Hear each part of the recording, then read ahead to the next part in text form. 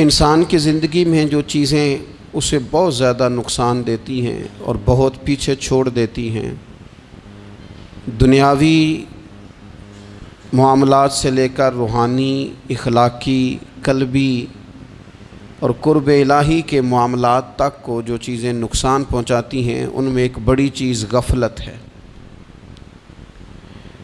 ایک لفظ ہوتا ہے جو ہمیں اکثر سننے کو ملتا ہے کہ آپ کی توجہ نہیں ہے۔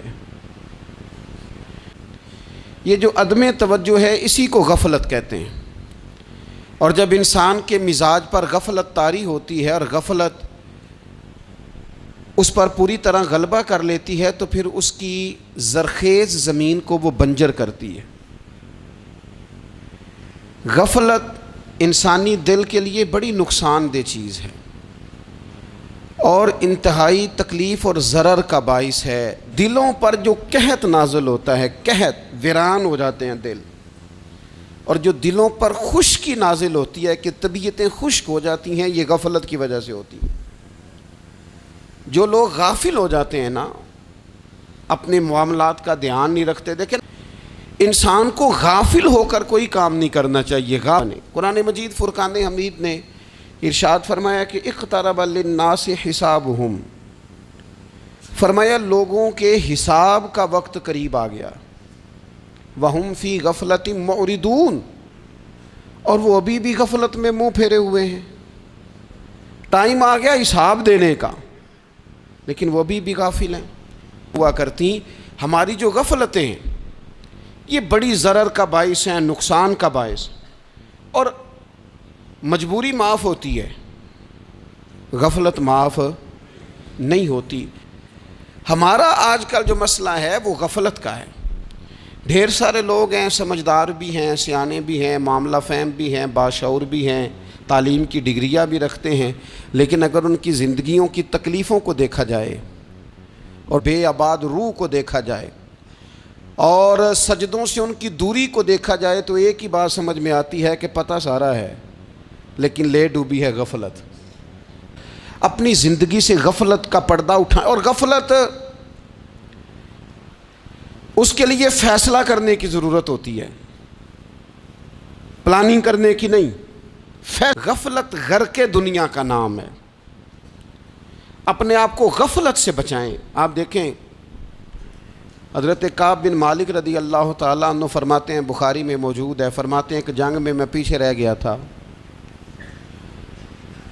میرا خیال تھا کل چلا جاؤں گا، گھوڑے اور سواریاں میرے پاس تیز ہیں، مضبوط ہیں، پرسوں چلا جاؤں گا، تیزی سے بھاگ کے میں پہنچ جاؤں گا، میں قافلے کے ساتھ شامل ہو جاؤں گا، لیکن بس تھوڑی سستی ہو گئی، ذرا غفلت ہو گئی۔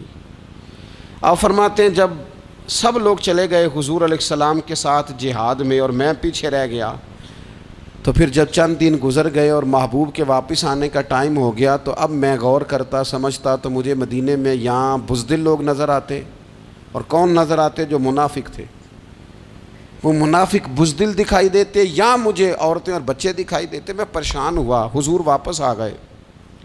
جنہوں نے بہانے کیے تھے نا منافقین نے، یہ مجبوری تھی اس لیے نہیں جہاد پہ گئے، یہ جنہوں نے بہانے کیے تھے انہیں مل گئی معافی، اور میں نے سچ بولا، میں نے کہا یا رسول اللہ میں غافل ہو گیا تھا۔ اب کہتے ہیں میں نے جب کہا نا حضور سستی ہو گئی تھی، ذرا غفلت ہو گئی، تو بندہ محبوب سے ہی غافل ہو جائے۔ تو کہا نا حضور وہ غلطی ہو گئی، کوئی مجبوری نہیں تھی، تو فرماتے ہیں باقیوں کو معافی مل گئی، میرے ساتھ حضور ناراض ہو گئے۔ ایک دن نہیں، 2 دن نہیں، 50 دن حضور ناراض رہے۔ مدینے کی گلیوں نے مجھے پہچاننا چھوڑ دیا، در و دیوار سے مجھے یوں لگتا تھا کہ میں پردیسی ہوں۔ فرماتے ہیں میں مسجد میں آتا تھا، میں جب محبوب کو دیکھتا تو حضور رخ انور پھیر لیتے، اور مجھے پتا تھا جب میرا چہرہ ادھر ادھر ہوتا تو پھر کریم رحمت کی نظر فرماتے۔ فرماتے ہیں 50 دن مسلسل، پھر مجھے حکم ہوا کہ بیوی بھی بھیج دو، میکے بچے بھی بھیج دو، ننھال یعنی تنہا رہ جاؤ۔ فرماتے ہیں وہ میں نے قید تنہائی کاٹی، لیکن شکر اللہ کا یہ ہے کہ میں سچا تھا، بس ذرا بھول گیا تھا، بس ذرا غفلت ہو گئی تھی۔ تو فرماتے ہیں پھر اللہ تبارک و تعالیٰ نے میرے اوپر فضل یہ فرمایا کہ میری توبہ کا اعلان رب نے قرآن مجید میں فرمایا۔ تو غافل نہ بنے کبھی بھی۔ ہمارا نہ مسئلہ یہ ہے، اور آپ نے ناراض نہیں ہونا، ڈھیر سارے لوگ غافل ہو جاتے ہیں، مالدار بھی غافل ہیں، صاحبان علم بھی الا ماشاء اللہ بہت ساری جگہوں پہ غافل ہیں۔ جن لوگوں کو 4 لوگ جاننے لگ جاتے ہیں، کوئی مقام حاصل ہو جاتا ہے، وہ بھی بہت ساری جگہوں سے غافل ہو جاتے ہیں الا ماشاء اللہ۔ غفلت بڑی تکلیف والا منظر ہے۔ جو لوگ سمجھتے ہیں نا میں اب گڈ بک میں آ گیا ہوں، اب میں اچھا ہو گیا ہوں، اب میرے لیے خیر کہا جاتا ہے، مجھے اچھائی شاید یہ مستقل میرے ساتھ رہے گی، تعریف ہی ہوگی ہمیشہ، وہ بھی غافل ہو جاتے ہیں۔ اور یہ غفلت ٹھیک نہیں ہوتی۔ وجہ دیکھنی چاہیے کس وجہ سے انسان کو وقار مل رہا، عزت مل رہی۔ اپنی زندگی سے غفلت کو اتار پھینکیں۔ لمحوں نے خطا کی تھی، صدیوں نے سزا پائی۔ ہمارے ذمے جتنے بھی حقوق ہیں ان سب پر توجہ، ہر چیز کا خیال۔ ایسا نہ ہو کہ عبادت کرتے رہ جائیں اور حقوق العباد ہم سے چھوٹ جائیں۔ اور جو بڑا آدمی ہوتا ہے، بڑا گھر میں بڑا ہو، قبیلے میں بڑا ہو، علاقے میں بڑا ہو، ادارے میں بڑا ہو، کلاس میں بڑا ہو، جو بڑا ہے اس کی تو ساری آنکھیں کھلی ہوئی ہونی چاہیے، ایک ایک پر اس کی نظر ہونی چاہیے کہ میری کہاں ضرورت ہے، کہاں مجھے اشک شوئی کرنی ہے، کس کے ساتھ میں نے کس طرح محبت کا رویہ رکھنا ہے۔ پہلی علامت ہمارے علماء اور صوفیاء نے غافل بندے کی لکھی ہے۔ اس آئینے میں نے اور آپ نے اپنا آپ دیکھنا ہے۔ پھر ذاتی معاملات پہ پیسہ خرچ کرنا ہو تو ڈھیر سارا ہے، کسی غریب کی مدد کرنی ہو تو۔ ذاتی کاموں میں جب بندہ چست ہو اور دینی کاموں میں سست ہو تو مطلب یہ ہے کہ بندہ غافل ہے۔ پہلی علامت غفلت کی، اور غفلت کی دوسری نشانی یہ ہے کہ انسان گناہ کے کاموں کو معمولی سمجھنے لگ جاتا ہے۔ یہ غافل بندے کی نشانی ہے، یہ غافل بندے کی علامت ہے۔ نبی اکرم صلی اللہ تعالیٰ علیہ وآلہ وسلم نے فرمایا مومن اپنے گناہوں کو پہاڑ کی طرح سمجھتا ہے۔ یہ بخاری میں حدیث ہے۔ اور حضور علیہ الصلوۃ والسلام فرماتے ہیں کہ یہ جو فاسق اور فاجر ہوتا ہے نا، اللہ کا نافرمان، یہ گناہ کو مکھی کی طرح سمجھتا ہے۔ یہ سمجھتا ہے میں نے اشارہ کرنا ہے، مکھی نے اڑ جانا ہے۔ امام اعظم ابو حنیفہ رحمۃ اللہ علیہ گزر رہے تھے تو بارش ہو گئی تھی اور کوفہ میں کیچڑ تھا، تو آپ نے جو جوتے پہنے ہوئے تھے ان جوتوں سے چلتے ہوئے نا آپ کے پاؤں سے کچھ مٹی اڑی، تو سامنے کی جو یہودی تھا، اب اس زمانے میں دیواریں کچی ہوتی تھیں، اس کے دیوار پر جا کے وہ مٹی جو تھی وہ لگ گئی۔ اب امام صاحب بڑے پریشان ہوئے کہ میں نے اس کی دیوار کو آلودہ کر تھی۔ امام صاحب پریشان ہو گئے، سوچنے لگے کہ اگر میں دیوار سے یہ کیچڑ اتارتا نہیں تو یہ بھی زیادتی ہے، میں نے اس کی دیوار کو گدلا کر دیا، اور اگر میں اتارتا ہوں تو کچھ مٹی اس کی دیوار کی بھی اتر جائے گی، کچی دیوار ہے، یہ بھی زیادتی ہے۔ مومن گناہ کو پہاڑ کی طرح سمجھتا ہے کہ کہیں گر نہ جائے، اس کی بھی کہیں سزا نہ مل جائے۔ امام صاحب نے اس کے دروازے پہ دستک دی، وہ باہر آیا تو اتفاق سے وہ آپ کا مقروض بھی تھا، اس نے پیسے دینے تھے۔ باہر نکلتے ہی کہنے لگا اوہ آپ تو قرض لینے آ گئے، میرے پاس تو ابھی گنجائش نہیں ادا کرنے کی۔ تو امام صاحب کہنے لگے تو قرض چھوڑ، وہ میں نے معاف کیا، میرے سے غلطی ہو گئی ہے۔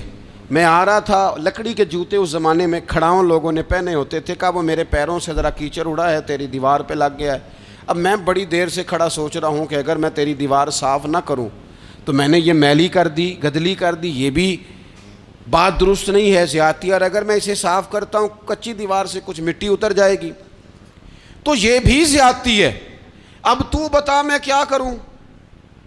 تو بے موسمہ پھل تھا نا یہ، تو بے موسمہ پھل دیکھ کے بندہ حیران ہو جاتا ہے، جو باتیں روٹین میں نہ ہو رہی ہوں وہ ذرا انوکھی لگتی ہے، بندہ حیران ہو گیا، غور سے امام صاحب کا چہرہ دیکھنے لگا، غور سے چہرہ دیکھنے لگا، اور پھر تھوڑی دیر سوچنے کے بعد کہنے لگا حضور پہلے میں نے دین اسلام کے بارے میں پڑھا اور سنا تھا، آج میں نے دین دیکھا ہے۔ آپ وہ مٹی کی دیوار پر جو کیچڑ لگ گیا ہے، دیوار کو بعد میں صاف کیجئے گا، پہلے کلمہ پڑھائیں تاکہ میرے اندر کا کفر صاف ہو جائے۔ اب مجھے مسلمان کر دیں. تو غافل آدمی جو ہوتا ہے نا وہ پھر تیسری بات، جب بندہ بہت زیادہ غافل ہو جاتا ہے پھر اعلانیہ گناہ کرنے لگتا ہے.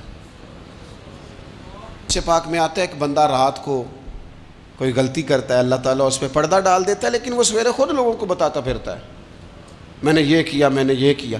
جب آپ اظہار گناہ کرتے ہیں نا تو سامنے والا بھی دلیر ہوتا ہے، کہتا ہے اس نے کیا میں کر لوں گا تو پھر کیا ہوا.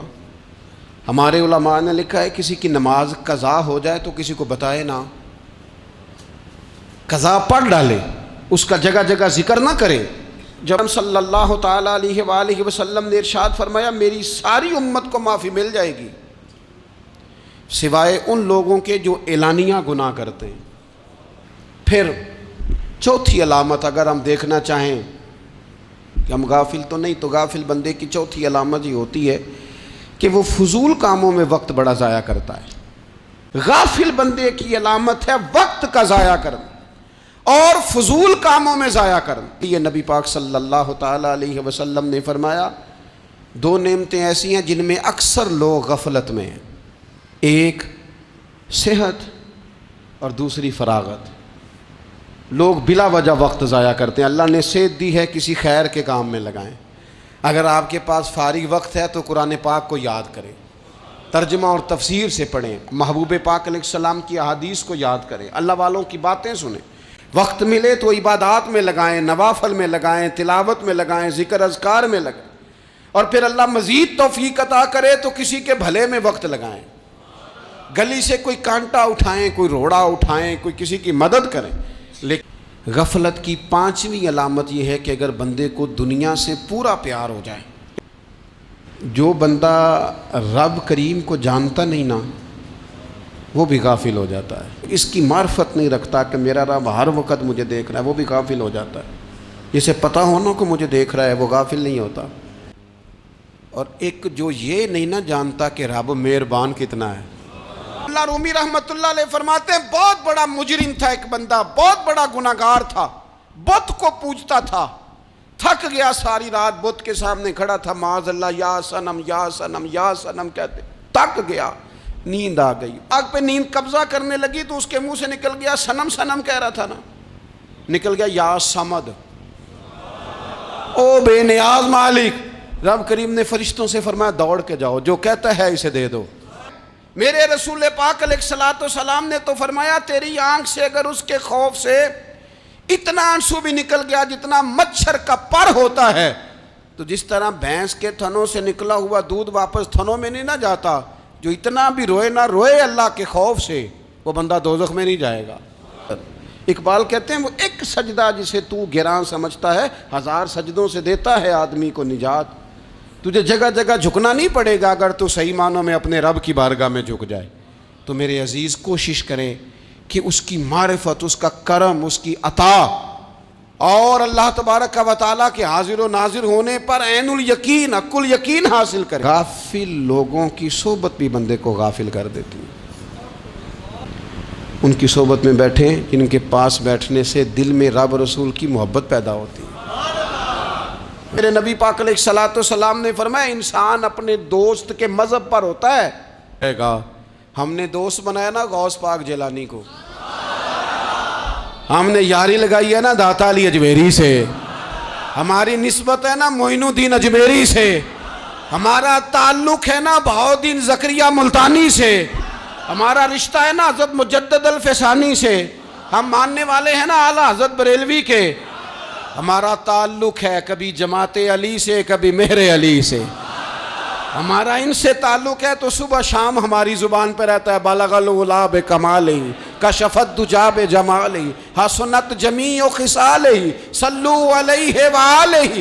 ان سے تعلق جڑا ہے نا تو کئی دفعہ تنہائیاں تڑپا دیتی ہیں اور تڑپ کے کہتے ہیں اج سکھ متران دی ودھیری ہے، اج سکھ متران دی. سکھ کہتے ہیں اڈیق کو، متر کہتے ہیں محبوب کو. اج سکھ متران دی ودھیری ہے، اے کیوں دلڑی اداس گھنیری ہے، لوں لوں وچ شوق چنگیری ہے، اج نینا لائیاں کیوں جھڑیاں، سبحان اللہ، سبحان